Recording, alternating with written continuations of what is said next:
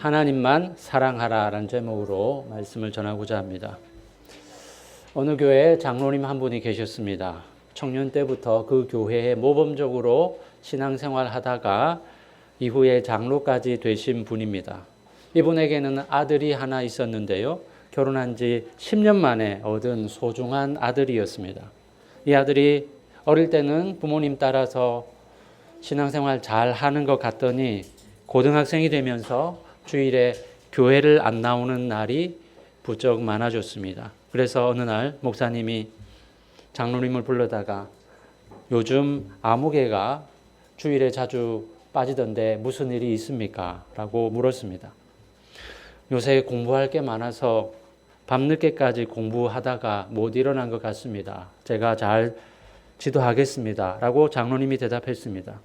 그런데 이후로도 장로님 아들이 자주 주일에 빠지는 것을 보고는 마침 그 아들이 교회 나왔을 때 목사님이 직접 물었습니다. 아무개야, 너 요즘 교회 잘 안 보이던데 공부도 좋지만 주일에는 예배하는 일이 더 중요하지 않냐?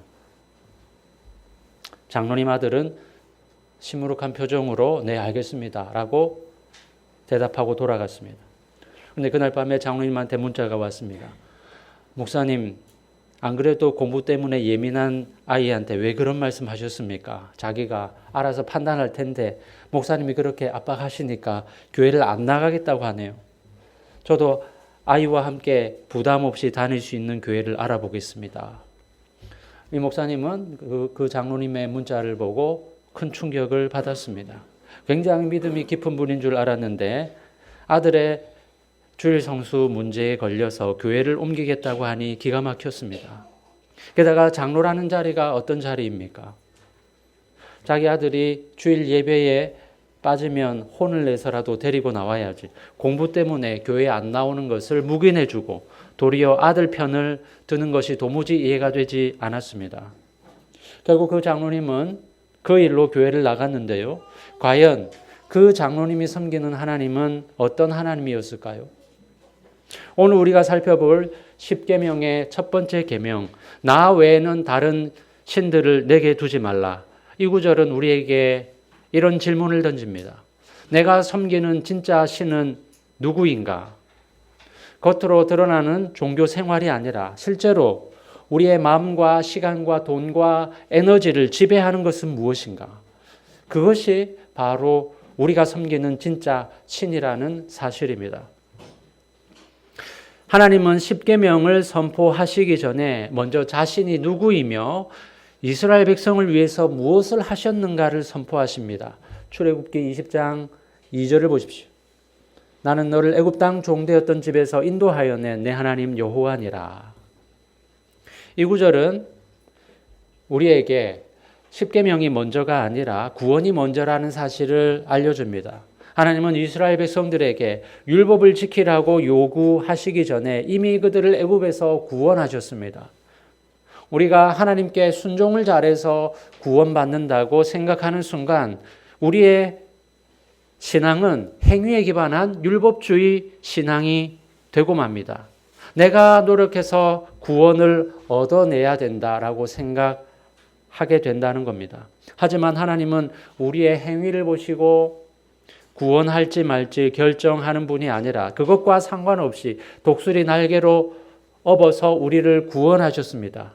저는 이미 지난 설교들을 통해서 이 부분을 강조했기 때문에 더 이상 언급하지는 않겠습니다. 이처럼 하나님은 율법을 주시기 전에 나는 너희를 애굽에서 구원한 여호와다라고 말씀하심으로써 율법은 구원의 조건이 아님을 명확하게 하셨습니다. 그리고 하나님은 이스라엘과 아무 관련 없는 신이 아니라 그들을 구원한 신이므로 이스라엘 백성들이 율법을 따라야 될 정당한 근거가 있다고 말씀하시는 겁니다. 미국에서 노예 제도가 있을 당시에 어떤 악명 높은 농장이 있었습니다. 그 농장은 아주 환경이 열악한 데다가 주인이 노예들을 너무 혹사시키니까 죽어나가는 노예들이 있을 정도였습니다. 그런데 어느 날 그 농장에 노예로 일하던 어떤 흑인 노예가 잠시 농장 바깥으로 나왔을 때 어떤 낯선 백인을 만나게 됩니다. 흑인은 온몸이 흙투성이에다가 너무나 지친 표정을 하고 있었습니다. 그 백인은 흑인 노예에게 힘들지 않느냐고 물었습니다. 흑인은 말할 힘도 없다는 듯이 고개만 끄덕였습니다. 그러자 그 백인이 그 농장에서 나오고 싶냐라고 물었습니다. 흑인은 깜짝 놀란 눈으로 그 백인을 향해서 고개를 끄덕였습니다. 그 백인은 내가 주인을 한번 만나보겠다 하더니 얼마 후에 그 흑인 노예에게 와서 내 집으로 가자라고 하는 것이었습니다.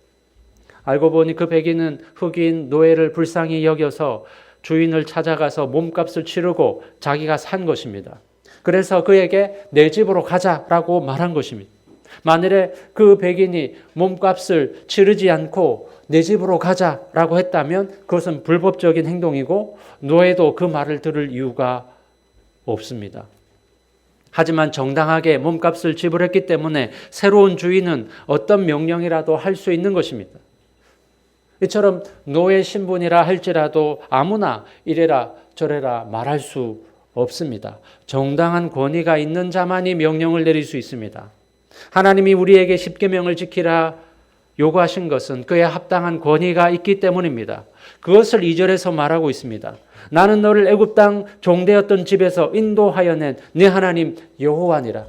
이 구절을 통해서 하나님은 내가 너를 애굽에서 구원해냈기 때문에 나는 너에게 십계명을 지키라고 말할 정당한 권위가 있다라고 선언하시는 겁니다. 이제 첫 번째 계명을 살펴봅시다. 출애굽기 20장 3절입니다. 같이 한번 읽어볼까요? 시작. 너는 나 외에는 다른 신들을 내게 두지 말라. 우리가 순서를 매길 때 항상 제일 첫 번째 나오는 것은 가장 중요하고 의미가 있다는 것입니다. 그렇기 때문에 모든 계명이 다 중요하긴 하지만 10계명의 제1계명이 무엇이냐 하는 것은 하나님이 무엇을 가장 중요하게 여기시는가 하는 것을 잘 보여줍니다. 그런데 1계명에서 하나님은 너는 나 외에는 다른 신들을 내게 두지 말라고 하십니다. 다른 어떤 계명보다 너는 다른 것 섬기지 말고 나만 섬기라 하는 것이 제일 중요하다는 것입니다. 10계명의 순서를 잘 살펴보면 하나님과 관련된 계명이 1계명에서 4계명까지 먼저 나옵니다. 그리고 사람들 간에 지켜야 될 계명이 5계명부터 마지막 10계명까지 이어집니다. 10계명의 핵심적인 정신은 하나님을 사랑하고 이웃을 사랑하라는 내용입니다. 그리고 순서상 하나님을 사랑하는 것이 제일 중요하다고 가르칩니다. 그리고 이웃 사랑에 있어서도 순서가 있습니다. 중요한 것이 먼저 나옵니다. 그래서 사람끼리 지켜야 될 계명 중에 첫 번째 계명이 내 부모를 공경하라는 것입니다. 그리고 마지막 10번째 계명은 이웃의 소유를 탐내지 말라는 것입니다. 그러니까 중요도로 따지자면 하나님이 제일 중요하고 그 다음으로는 이웃이 중요하고 소유는 제일 마지막에 언급합니다. 그런데 타락한 인간은 순서를 바꾸어서 물질을 제일 중요하게 여기고 그 다음으로는 이웃을 생각하고 하나님은 중요하게 생각하지 않는다는 것입니다. 이 10계명의 순서를 생각해 보자면 하나님을 잘 섬기지 못하면 부모도 제대로 섬길 수 없고 나머지 이웃들도 사랑할 수 없다는 결론이 나옵니다. 그래서 우리는 첫 단추를 잘 꿰야 합니다. 그 첫 단추가 바로 하나님을 잘 섬기는 것입니다. 그런데 왜 하나님은 우리에게 우상을 섬기지 말고 여호와 하나님만 섬기라고 하시는 것입니까? 믿지 않는 자들은 기독교를 비난할 때 가장 큰 이유로 드는 것이 너무 배타적이라는 겁니다. 10계명을 보아도 제1계명이 너는 나 외에는 다른 신들을 내게 두지 말라라고 말합니다. 세상에 있는 많은 종교들은 자기 종교만을 꼭 믿어야 된다고 고집하지 않습니다. 그런데 어째서 기독교의 여호와 하나님은 자기만 섬기라고 요구하는가? 너무 이기적이고 독선적이지 않은가? 그것이 어떻게 진정한 사랑의 하나님이라고 볼 모습인가? 라고 비난합니다. 여기서 사랑의 의미를 다시 한번 생각해 보게 됩니다. 사랑은 모든 것을 포용하고 품어줍니다. 그런 의미에서 보자면 하나님이 인간을 사랑하는 방식은 너무 편협하고 옹졸해 보입니다. 자기만 섬기라고 또 자기만 사랑하라 하니까 말입니다. 그러나 이렇게 생각해 봅시다. 두 남녀가 진심으로 사랑해서 결혼에 이릅니다.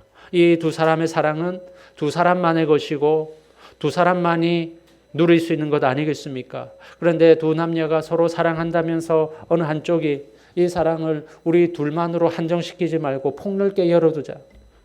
우리 둘만 서로 사랑하는 것은 너무 배타적이잖아 라고 말한다면 이 사람은 정말 상대방을 사랑하는 것일까요? 우리는 연애를 할 때 한 사람만 사랑해야지 여러 사람을 사랑하면 바람둥이라고 비난받습니다. 결혼 이후에도 한 배우자만 사랑하고 아껴주어야지 다른 사람까지 사랑한다면 그 결혼관계는 파탄에 이르고 말 것입니다. 이러한 면에서 진정한 사랑은 배타적인 속성을 가지고 있습니다. 하나님의 사랑도 이와 같습니다. 하나님은 인간을 진정으로 사랑하시기 때문에 나만 바라보고 나만 사랑하라고 요구하십니다. 신명기 6장 4절 5절을 보십시오. 띄워주십시오. 이스라엘아 들으라. 우리 하나님 여호와는 오직 유일한 여호와이시니 너는 마음을 다하고 뜻을 다하고 힘을 다하여 내 하나님 여호와를 사랑하라.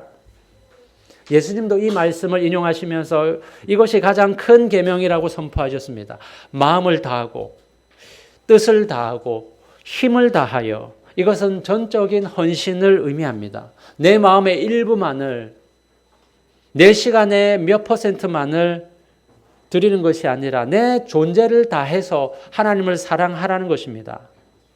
나 외에 다른 신들을 두지 말라는 것은 하나님의 독점욕이 아니라 사랑의 초대입니다. 하나님은 우리와 피상적 관계를 맺기를 원치 않으십니다.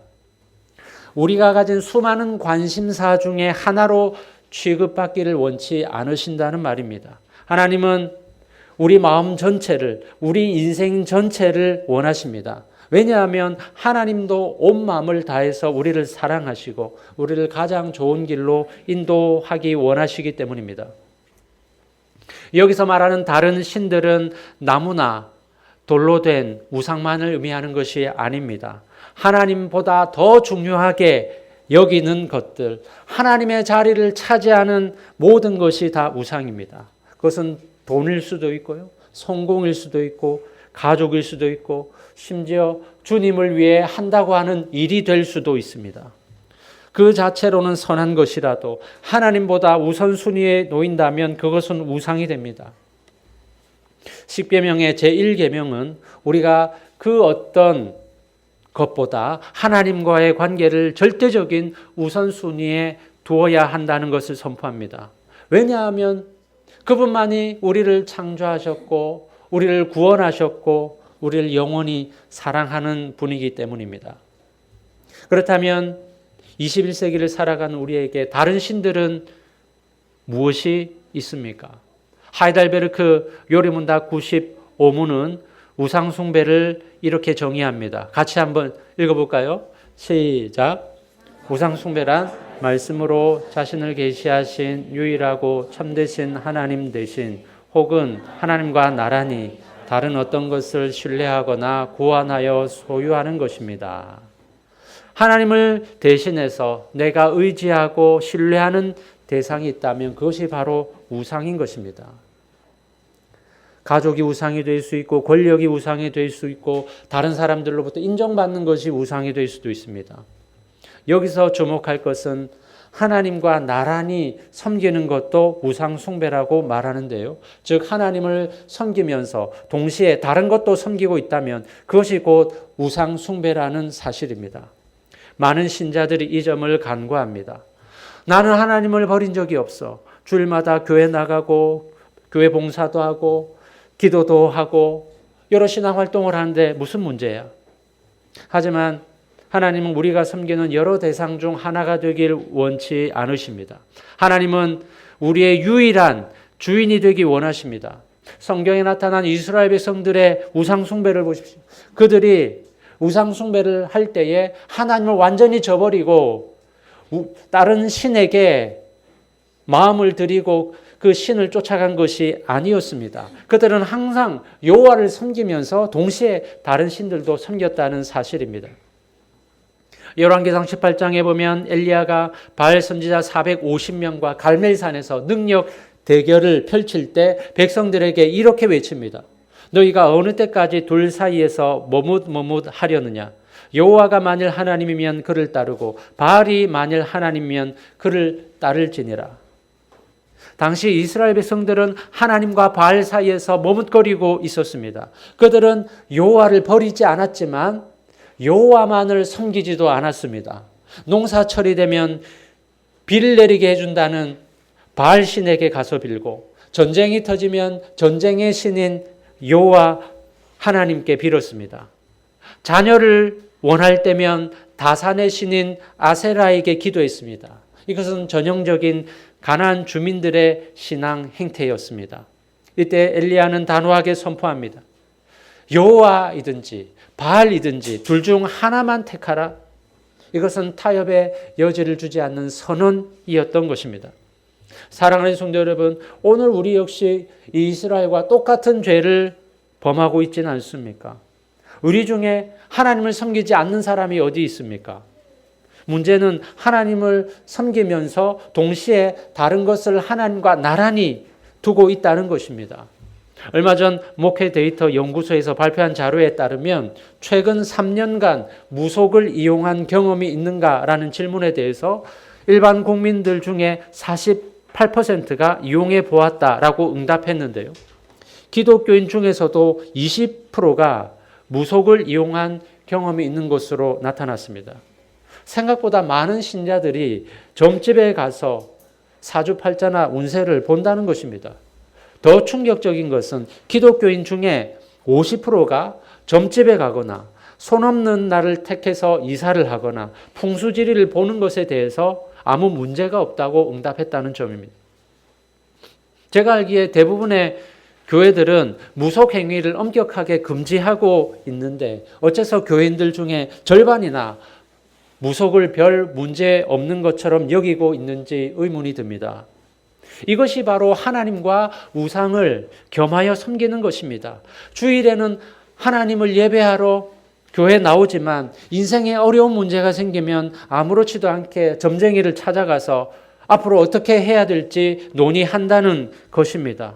이것은 전쟁할 때는 하나님을 찾고 농사 지을 때는 바알을 찾아가는 것과 뭐가 다릅니까? 제가 앞서 설교 시작하면서 자기 아들 때문에 교회를 옮긴 장로님 이야기하지 않았습니까?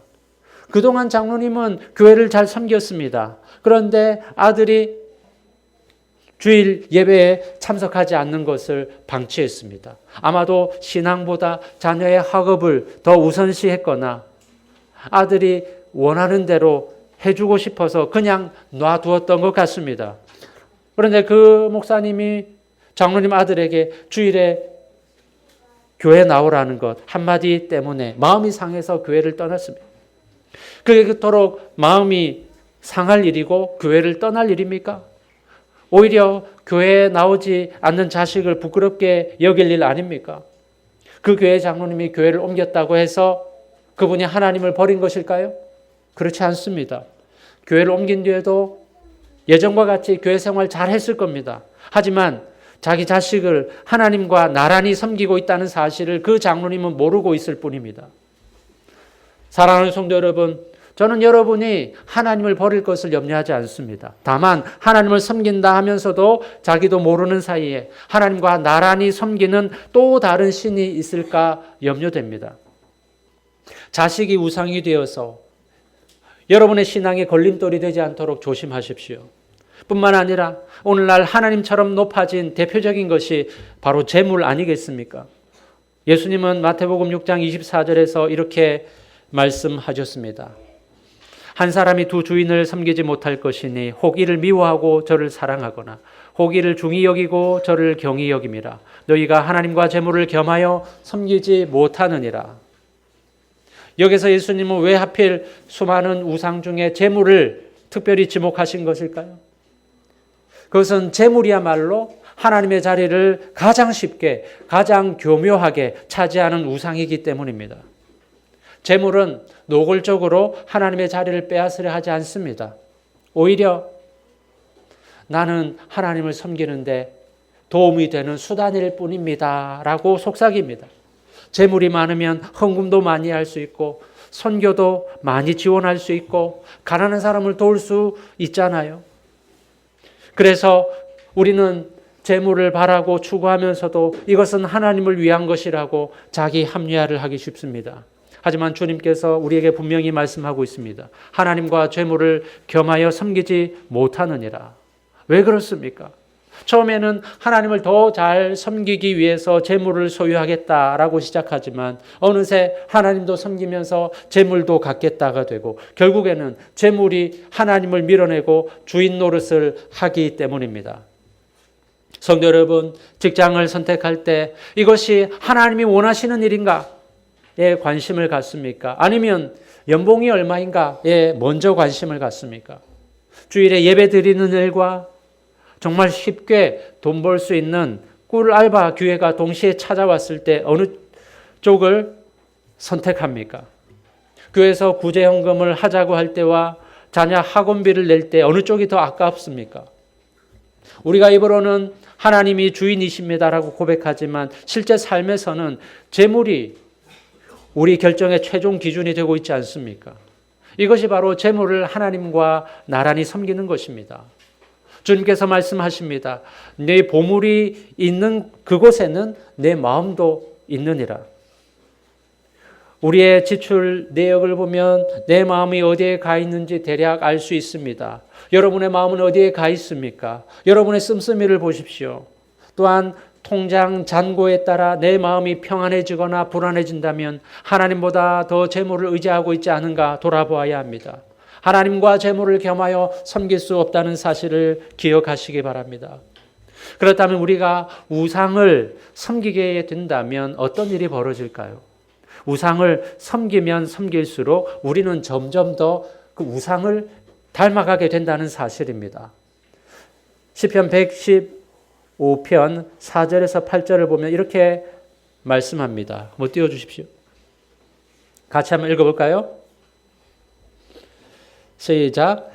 그들의 우상들은 은과 금이요 사람이 손으로 만든 것이라. 입이 있어도 말하지 못하며 눈이 있어도 보지 못하며 귀가 있어도 듣지 못하며 코가 있어도 냄새 맡지 못하며 손이 있어도 만지지 못하며 발이 있어도 걷지 못하며 목구멍이 있어도 작은 소리조차 내지 못하느니라. 우상들을 만드는 자들과 그것을 의지하는 자들이 다 그와 같으리로다. 여기 마지막 구절에 보면 우상들을 만드는 자들과 그것을 의지하는 모든 자들이 다 그와 같으리로다라고 말씀합니다.